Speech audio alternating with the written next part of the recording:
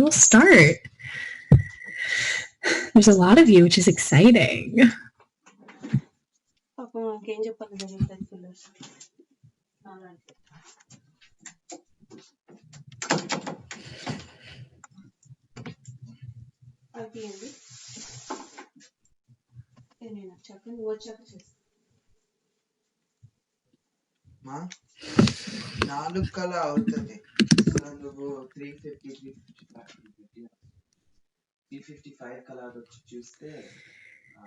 Alrighty. Okay, I think we're gonna get started.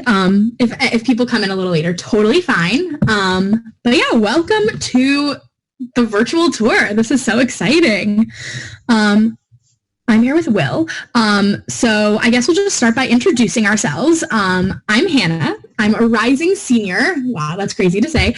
In the College of Arts and Sciences, double majoring in sociology and communications.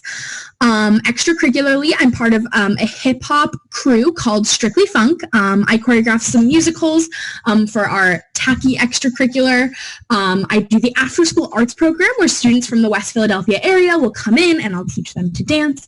And I'm also the chair of the Dance Arts Council, which I will tell you a little bit more about how that works. But essentially, I help manage the 12 dance groups on campus. Will, would you like to introduce yourself? Sure. I'm a rising sophomore, which sounds totally crazy to say, in the College of Arts and Sciences. I'm double majoring in cinema and media studies and international relations. Extracurricularly, I'm really involved in theater. I am on the board of a socially relevant theater company called Front Row Theater Company, and I also tutor after school kids in West Philly. Awesome. Okay, so I think Will's going to take us to the virtual tour. As he does, I will just tell you, fun fact, Will and I were in the same pre-orientation program. I was his leader for Penn Arts, which is one of our pre-orientation programs. And now we're still friends. So it just goes to show you our pre-orientation programs are really incredible, which I'll elaborate upon later. But here we are on college. We are sort of on College Green, which is super, super beautiful. And I think we can go sort of to the next place, Will. But yeah, this is really cool. This tour, just so you know, a couple things. We do not track demonstrated interest, so you're just here to hear about the tour. This is really cool because we get to go inside some classrooms that we wouldn't normally be able to go into, which is really exciting. And then finally, this tour is a little bit different than many of the other tours you might go on. It's very story-based. I basically just tell you my story so that you get a good idea of what student life is. More admissions questions can be answered by our admissions officers, so feel free to ask them more of those specific questions. So right now, we are in College Hall, which is one of our large lecture halls. I'm going to start by talking about the College of Arts and Sciences. 2/3 of our students are in this school, so it's our largest. We have over 50 majors, 70 minors. There's really so many things to choose from. You really don't know what you need, what you want. You don't really have to know what you want to do when you come into Penn. I always talk about how basically you're matched with a pre-major advisor the summer before you come in, and they're going to be the one to tell you, hey, this is what you're interested in. These are some good things to take. In the college, it's required to take a writing seminar, which is sort of to make sure that you're up to par with the writing. And essentially, I was able to take mine for semester freshman year. I took one in theories of comedy, which was really cool. It analyzed why we laugh. But my pre-major advisor was the one that really pointed me to these classes. And so I was convinced that I wanted to be a psychology major.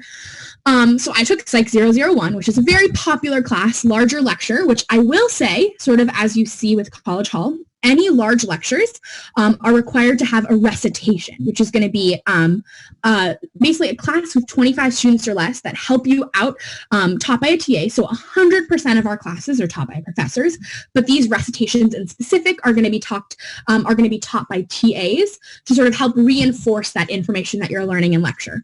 So I took Psych 001. I had those recitations. Thank goodness I had those recitations. My TA was seriously my biggest resource throughout the semester, although professors do have mandatory office hours, so I was able to talk to my professor as well. But I found myself not liking psychology as much as I thought I would.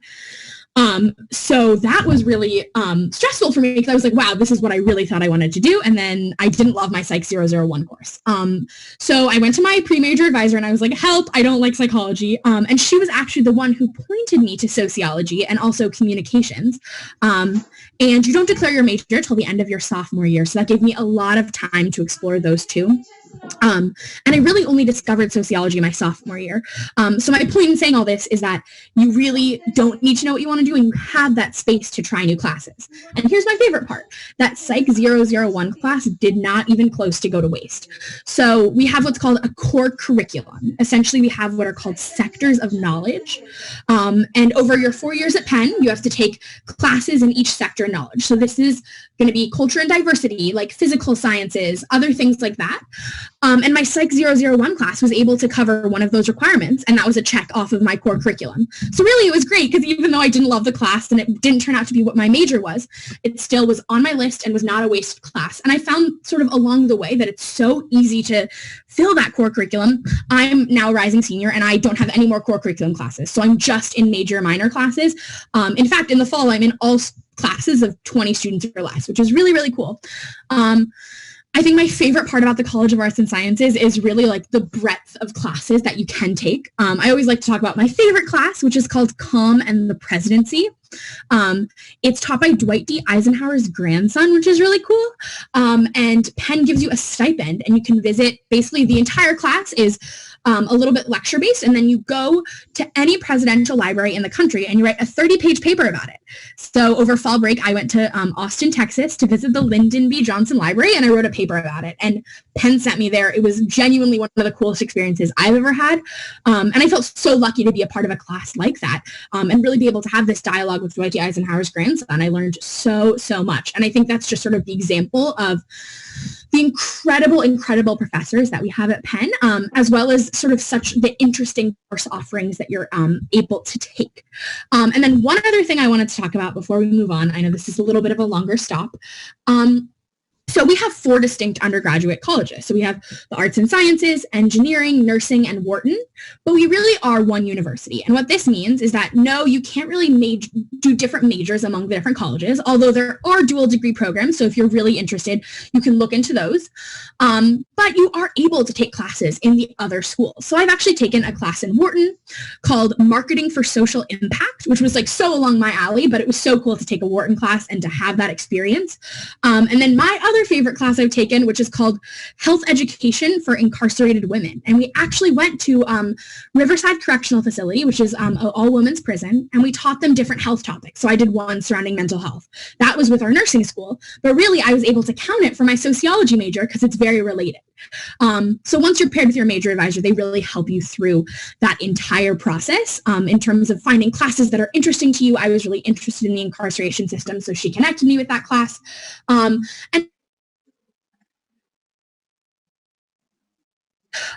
minors. And then finally, I'll just talk about languages. Languages are required, 4 semesters of a language, but if you have an AP test or an SAT subject test, you're exempt from that. And also when you get to Penn, you can take a test that'll test you into the level that you're in. So I had taken Spanish in high school, no APs, no SAT subject tests, and I was placed in the 2nd level, which meant that I only needed to take 3 semesters of a language. And what's really amazing about our language program, incredibly small classes. My class was always 10 students or less.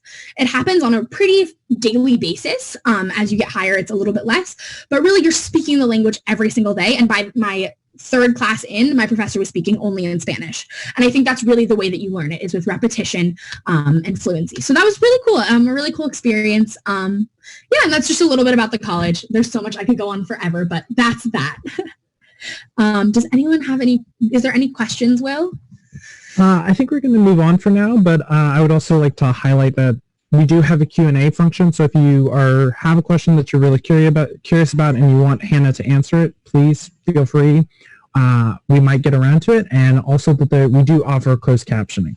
So if you need a little more, if you need help with that, please just ask. Yeah. Good. Thank you, Will, for telling us that. Okay, we are going to move on to College Green or no, Fisher Fine Arts Library, which is where we're going to talk a little bit about some of the resources here. Okay, so this is a really cool building because we don't normally get to go inside this on our normal tours. So this is really cool to look around and see.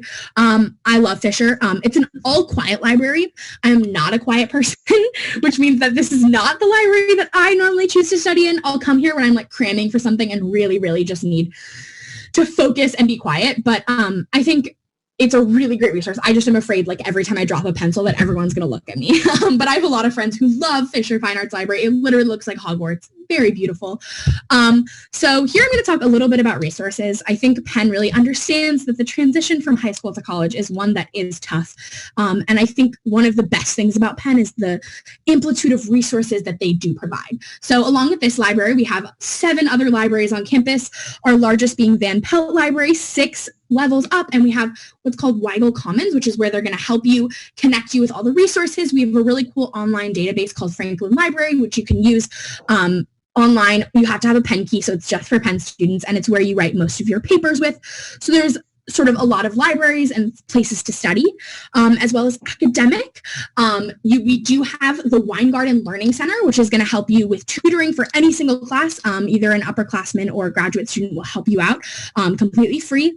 We also have the Writing Center where they can read your writing. I was in a class my freshman year, and I was actually the only freshman in the class, and I was really nervous. I was like, is my writing up to standard? I was able to go to the Writing Center. They read my paper. They gave me a lot of guidance, and then from there I was able to finish my paper, and I actually did really well on it. So I really loved using that resource of the Writing Center. And there's also peer-to-peer tutoring. So I feel like that's academically. For sort of health in general, we have SHS, Student Health Services, so you can go at any time and talk to a nurse about whatever may be happening, as well as we're so lucky to be right next to Penn Medicine. So I know for my parents, that was like really nice to know that that hospital is just right there in case any emergencies happened. Just nice knowing that's there. And then also for mental health, we have TAPS, which is Counseling and Psychological Services, completely anonymous, blind. You can go in and talk to any trained professional about anything, and then you can continue to see them every week. And then if they think that you need any greater help, they'll help refer you to something outside of that. I definitely used TAPS my freshman year, and it was a really, really great resource to help with that transition. I also used to be part of a club called RAP Line, Reach a Peer Helpline, and from 10 p.m. to 1 a.m., anybody could anonymously call in and talk to a peer about really anything on their mind. I had some really great calls while I was in this club, and it truly was such a meaningful experience. So I think, and we actually just hired a mental wellness officer who's really in charge of this entire wellness aspect. And my point in saying all of this is really that I feel like Penn has provided me with so many resources: health, mental health, academic. And then finally, I'll just touch upon safety. What's really cool is your first day of Penn during your new student orientation, you'll get a phone number in your phone for Penn Walk and Penn Ride. And pretty much 24 hours a day, if you ever feel as though you need to you want an escort to walk you home or drive you home if you're a little bit off campus, they'll be right at your side and help you 24 hours a day. Like if you've been working late in the library or something like that. I've actually never had to utilize the resource. I've never felt unsafe on campus, but it really, really helps me to know that that is there as a resource if I ever need it. But yeah, as you can see, there's just so many resources that are available at Penn, and I really, really appreciated how much I felt supported in that transition from high school to college. Will, do we have any questions? We have one of my favorite questions. Is Penn more competitive or collaborative? That is actually such a great question. I know that was something I was a little bit concerned about when going to any school, really, is what is that environment going to look like? I think Penn really breeds an environment that is collaborative by nature, both by like sort of the group study rooms that you see everywhere. Almost every one of my classes has had some aspect of either group conversation, group projects. I think Penn really does understand that to thrive in the world, you have to know how to work with other people. And so I've really, really found that in all my classes, if I was struggling, like back to that Psych 001 class, I was able to talk to an upperclassman who I like was kind of nervous to talk to, and they were more than willing to help me with anything. And so in my complete experience, it's been so collaborative. And I think the classes and the way that things are structured inherently like breeds that environment of collaboration. But yeah, so I've been very surprised with that as well. Good question. I will also say I've had a very similar experience with that. The amount of support I get if I'm ever struggling with something. I really struggled with computer science my first semester, and the amount of TA support and friend support that I got in that class was phenomenal. So we're going to move on for now. Still a lot of great questions, but for right now, I think it's best if we go to the next stop. Awesome. Okay. Again, this is so cool that you guys get to see Fisher Fine Arts, just so you know. And even more interesting, you all get to see sort of what an engineering room looks like, which is even more special because, again, these are things that I could show you the engineering quad, but I really wouldn't be able to go inside. So we're really lucky with this virtual tour. Okay, School of Engineering. You either get your Bachelor's of Science in Engineering or your Bachelor's of Applied Science, which is if you want to take your engineering into more of a tangible field like medicine, things like that. What is really, really great about our engineering school is I was talking in the college a lot about those recitations. And in engineering, what is replaced by those recitations is labs. And really with almost any theoretical class you're going to have, it's going to be accompanied by a lab in which you're really working hands-on with these materials, as you can see in here. So I had my friend Lily, she was a MEAM major, mechanical engineering and applied mathematics. And literally on her first week of school, she came home. She was one of my close friends, and she came home with a 3D fidget spinner. That was the first thing she had created in her first week of freshman year. And she was like, look, Hannah, I literally just created a 3D fidget spinner. This is going to be so cool. And I was like, wow, I have no idea how you did that, but that is awesome. And really one of my favorite parts genuinely about Penn is hearing all of her insane stories about her lab work and building robots, and I don't even know, she was doing some wood cutting, and it's just really astonishing to see how hands-on the curriculum really, really is.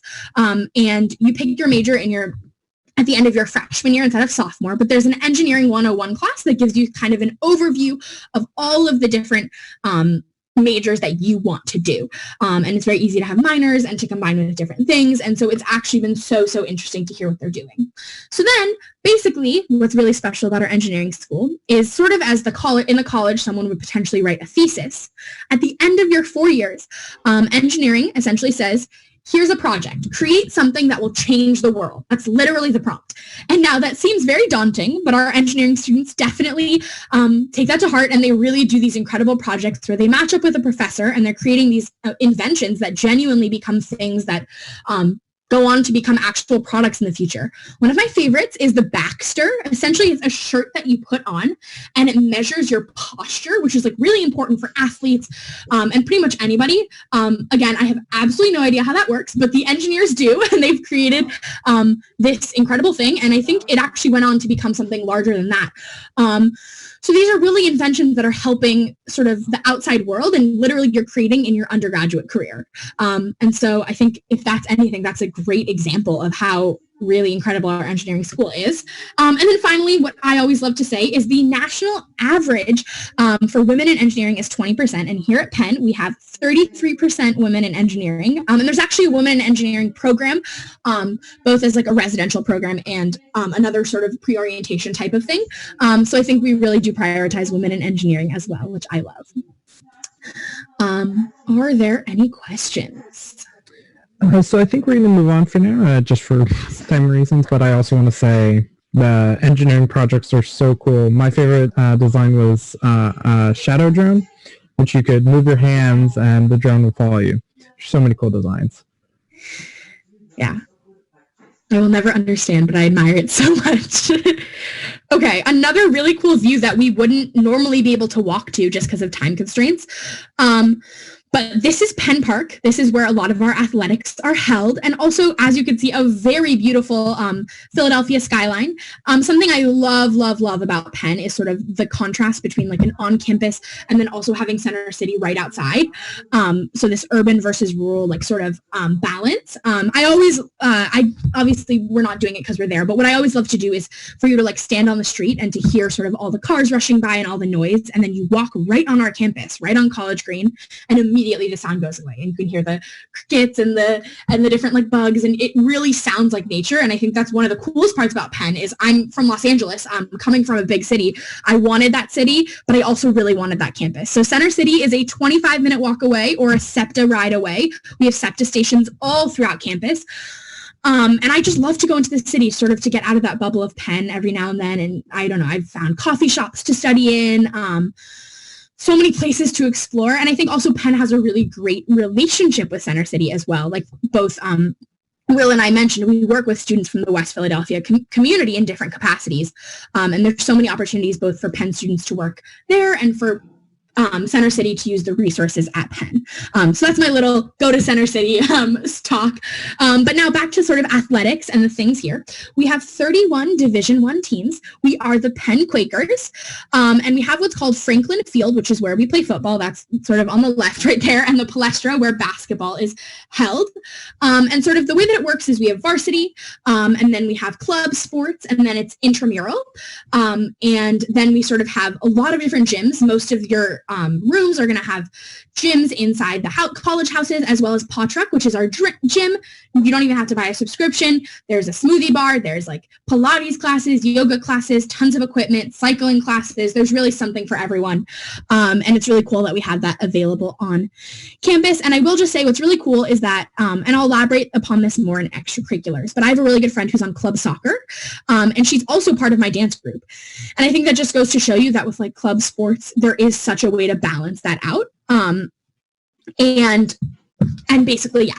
So then I also really quickly wanted to talk about my favorite story, which is the toast story. So essentially 3/4 into the game, at a Penn football game, what we say is, here's a toast to dear old Penn. Now, before the drinking age was 21, we literally took these glasses and we cheered, and it was a toast to dear old Penn. But once the drinking age became 21, we then really wanted to keep part of this tradition. So literally, yes, as you guessed, people take pieces of toasted bread and they throw them onto the stadium after this.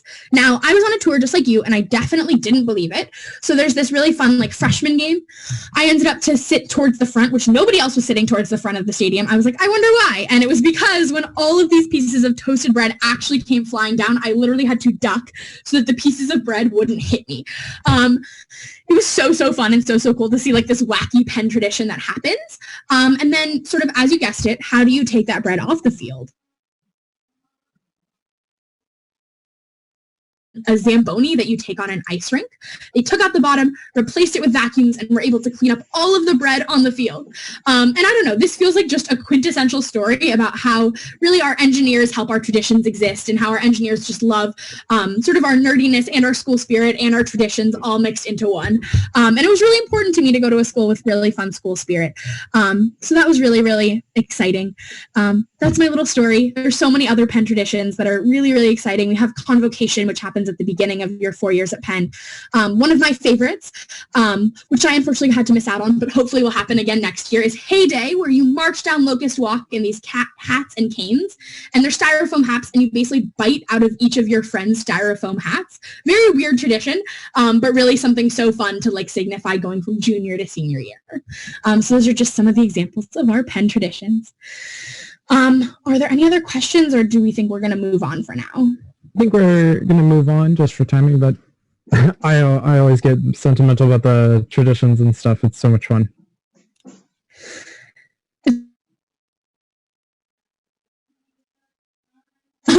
And so it's always really exciting.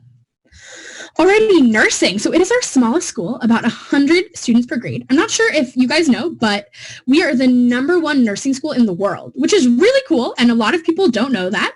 But we have a really incredible nursing program. You graduate with your Bachelor's of Science in Nursing after 4 years, and you can go straight into being a nurse or obviously go on to continued education. In our nursing school, you're going to get 800 plus hours of clinical work, which is really incredible. You're going to start shadowing in your freshman year, and then literally starting clinicals your sophomore year, where you're working inside the hospitals. So I have a really good friend. His name is Ben, and he's part of the nursing school. Essentially, you have your Bachelor's of Science of Nursing, your nursing major, and then you can have a minor.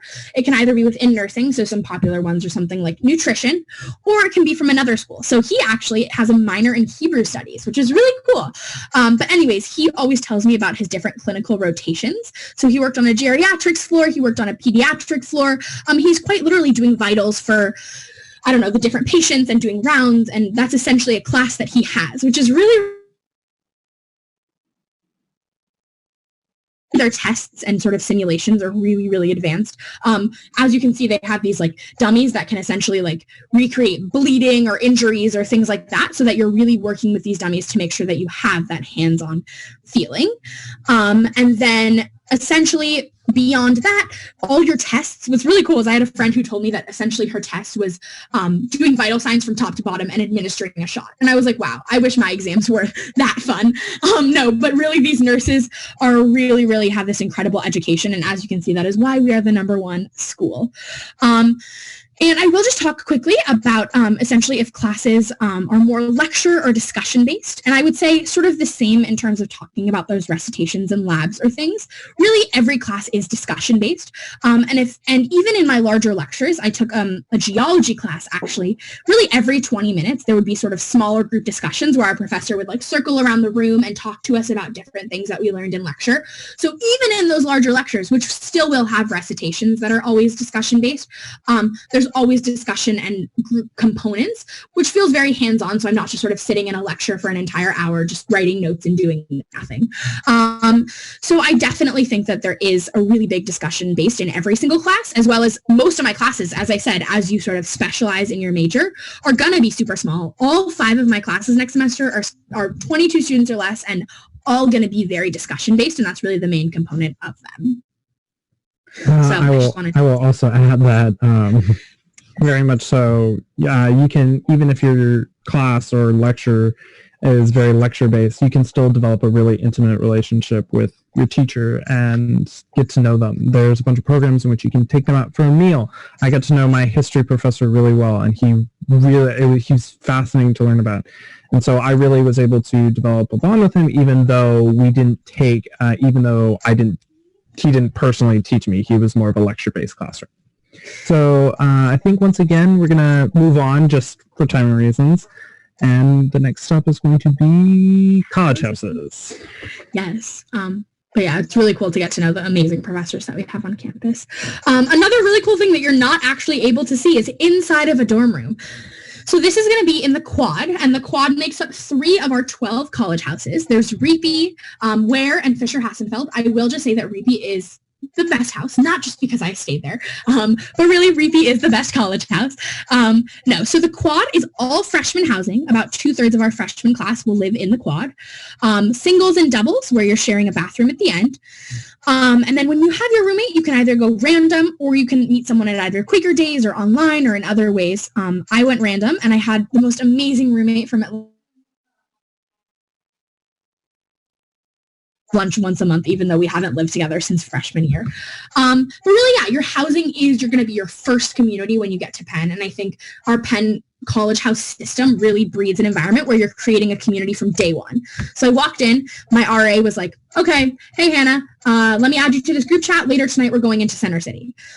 And I was like, wow, that was fast. Let's do that. And then from that day on, I knew everyone in my hall, and it really was sort of this open door thing where if I was getting home after a long night, I'd go into my friend's room and we'd do some homework. And there was some communal spaces throughout my hall, which was so fun to hang out with people. And I actually now live and have been living for 2 years and will live for another year with someone from my freshman hall. He and I moved off campus. But really, you can either stay on campus all 4 years, or you can move off campus into sort of our residential area straight around campus. I do live off campus, but have a shorter walk than many of the people on campus. So it's really what works for you. So this is the quad, which is only singles or doubles. But then you can go into some more suite style living if you want to. And then sort of after your freshman and sophomore year, you can move into the high rises, which is very apartments room, and then one shared bathroom, and then like a living room and kitchen. So it's really cool because it is very much that apartment vibe, but you're still having an RA or a GA, which is going to be your residential sort of assistant that's going to be there if there's like a bug in your room or if you need anything. So it's really fun. Our college house system has been so incredibly supportive, and I really loved staying in the quad my freshman year. And then And then I will just say, sorry, the college houses in and of itself create such a really fun community. In Reapy, which was my college house, every week we had Reapy cookie night, where the dean of our house would make freshly baked cookies. And seriously, like, homemade food when you're at college is like the most exciting thing ever. So I was so excited to go eat warm cookies with like the rest of my Reapy house. It was genuinely so nice. I'm quickly going to talk about dining, but really quickly, do we have any questions about housing specifically? So we have one great question. Is housing guaranteed for all 4 years? So it is not guaranteed for all 4 years, but really there are so many places to live that I really haven't seen anybody be denied housing if you do want to live. We have 4-year college houses where there's people who literally live from first day of freshman year to the last day of their senior year. I have a really good friend who loves a 4-year college house called Du Bois and has really found her community and stayed with the same hallmates all 4 years, as well as our huge high-rises. But really there's so many opportunities to live in sorority fraternity houses, larger houses, apartments, and so really there is such an eclectic sort of options of what you can live in. But if you do want to live 4 years, there's a lot of ways to make sure that happens. I'm next, or for my sophomore year, I happen to be living in one of the high rises. So I definitely can, and I lived in the quad my first year, so I can definitely say I like the college house experience, and I am planning on living there all 4 years. Yeah, so... Okay, and then I'll quickly touch upon dining. So essentially we have basically what's a mixture of swipes and dining dollars, swipes being your normal dining hall style. I was like terrified of how the food was going to be in college in general, just no matter what college I went to. But we have some really incredible dining hall options. My favorite is Hill College House, which is actually where I have tons of friends who live in Hill, and it's just a short walk away, and they have the best omelet station, pasta station, there's so much make your own, it was genuinely so yummy. And then we have a different dining hall, for example, a new college house that has full meals every night that you can choose from, steak or chicken, as well as the quad has a college house, which is really cool. It has a dining hall that essentially is open super late at night and really early in the morning. So it's really good if you've had a late night studying, you can go to their late night area. You can actually have breakfast for dinner really late at night, which is so fun. And so the quad really does have that dining hall as well. And then of course we have what's Houston Hall, which is more of our student union area, where you can get more grab and go using dining dollars. My favorite is the spicy tuna bowl. It's literally the best thing ever. And you can use your dining dollars there. And then there's some seating areas, but you can also grab it if you're rushing to class or rehearsal or something like that. So there really is something for everyone, and you get to choose your combination of how much you want of each. But yeah, I think, are we going to move on, Will?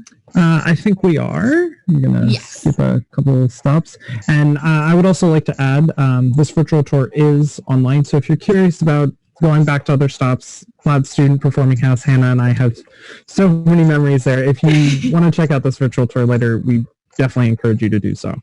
Yes, I very much live in Platt Student Performing Arts House. It's really my home. It's where all of our rehearsal spaces are for the arts, which I'll talk a little bit more in extracurricular, but another great resource on campus. So here we are at Arch, where a couple of our cultural houses are held. So we have 6 cultural centers. We have La Casa Latina for Latin American students, McCoo for Black and African American students, Patch for Asian American students, the Greenfield Intercultural Center, the Women's Center, and the LGBTQ Center.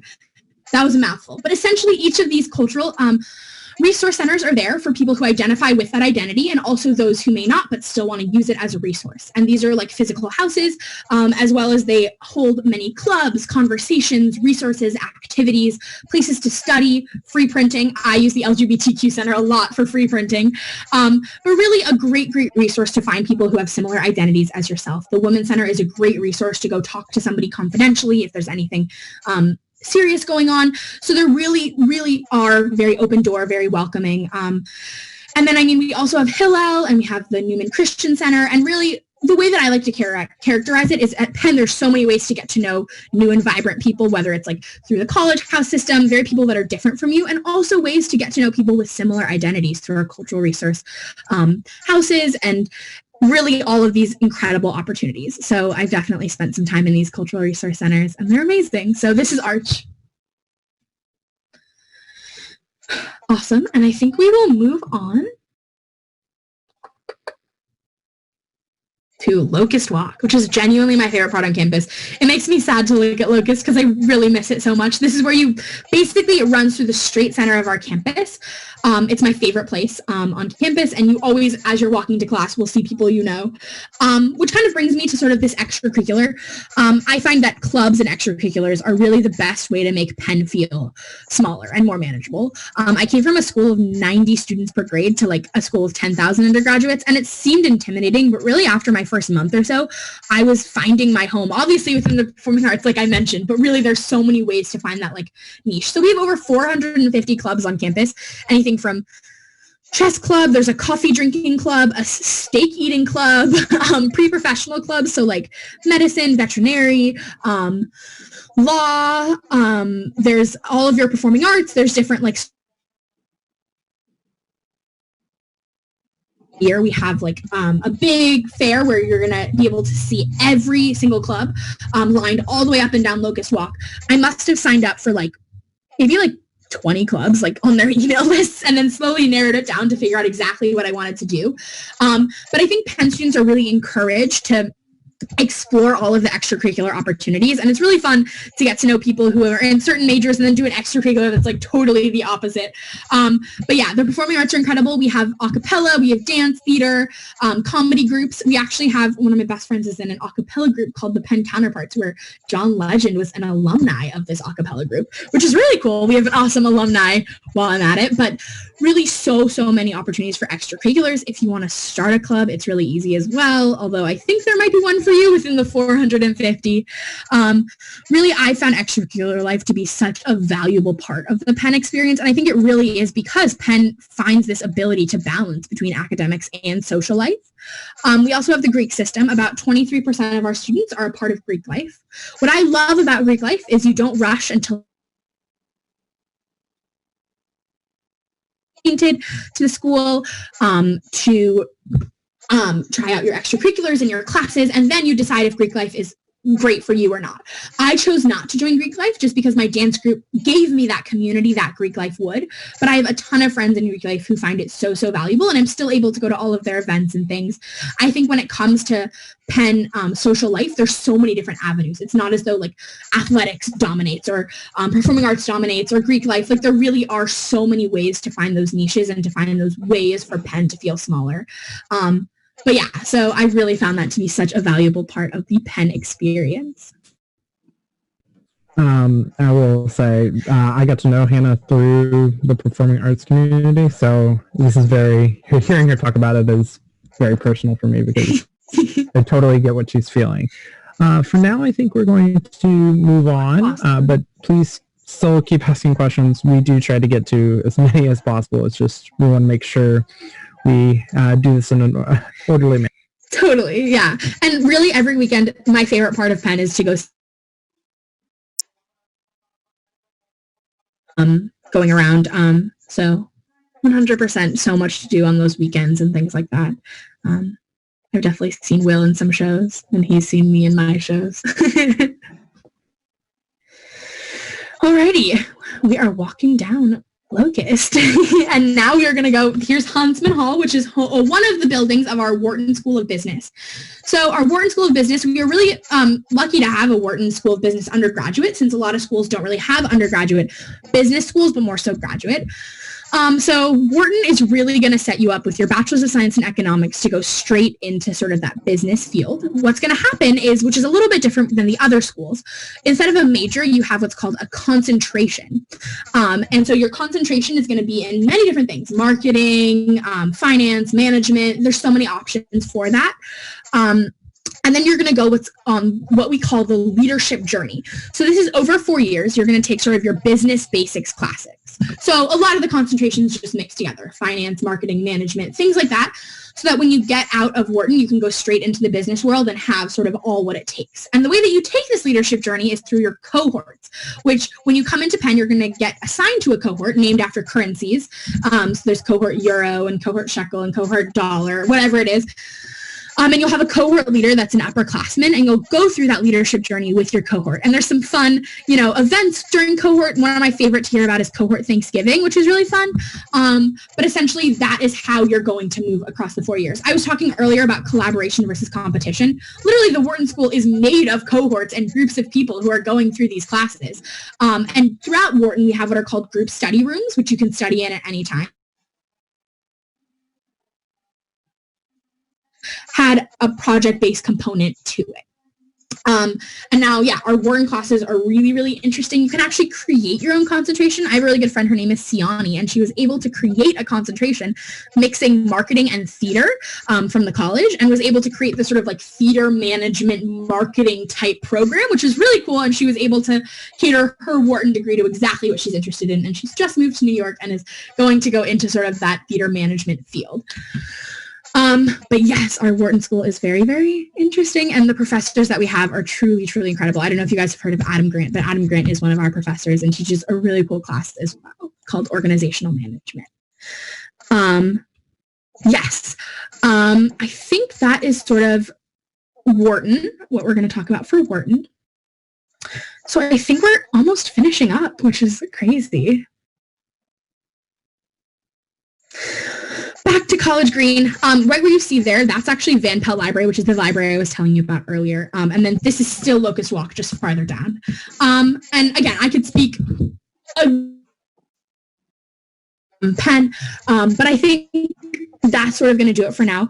I think we'll both end with both me and Will telling you why we chose Penn. What is it about Penn that we wanted? Quick, I think we actually have one more question. Did you want to ask me that question, Will?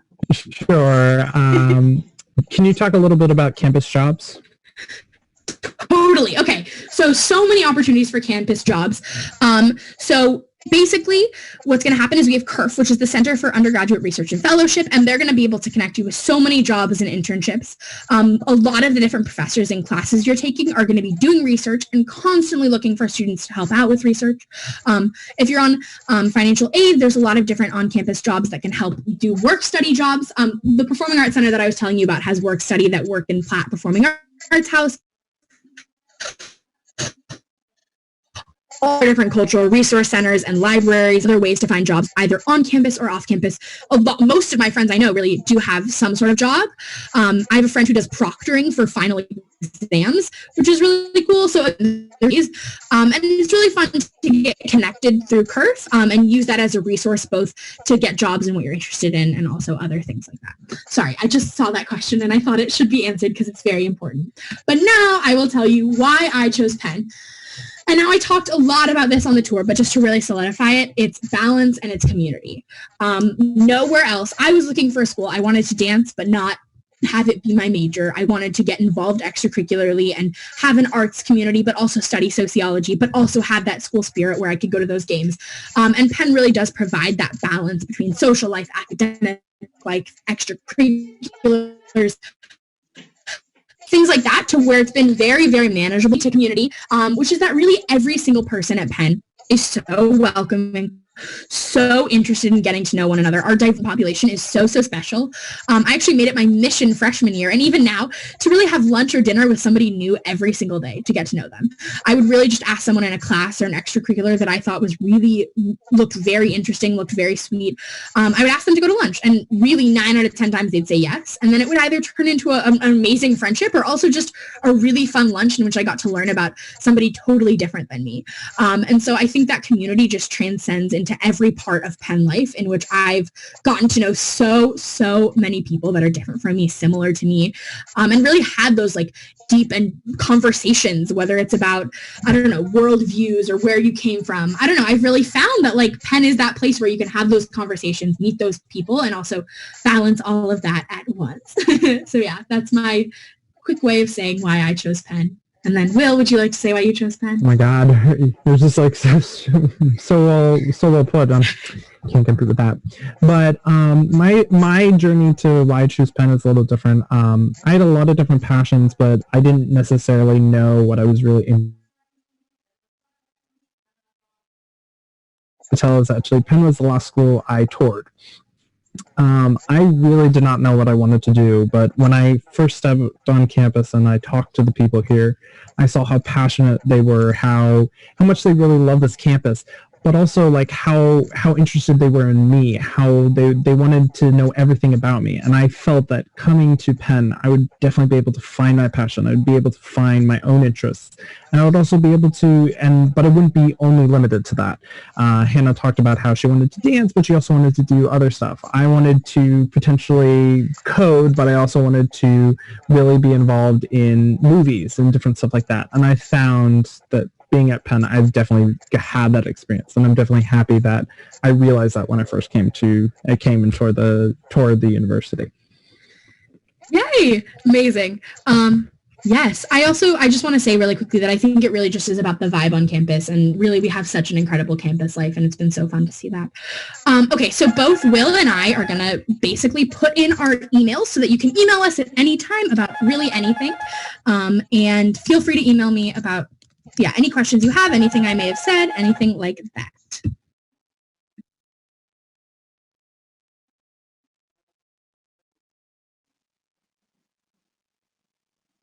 Thank you guys so much for coming on this tour. It's been so fun to give you guys this tour. But yeah, anything else can either go to admissions or email either me or Will.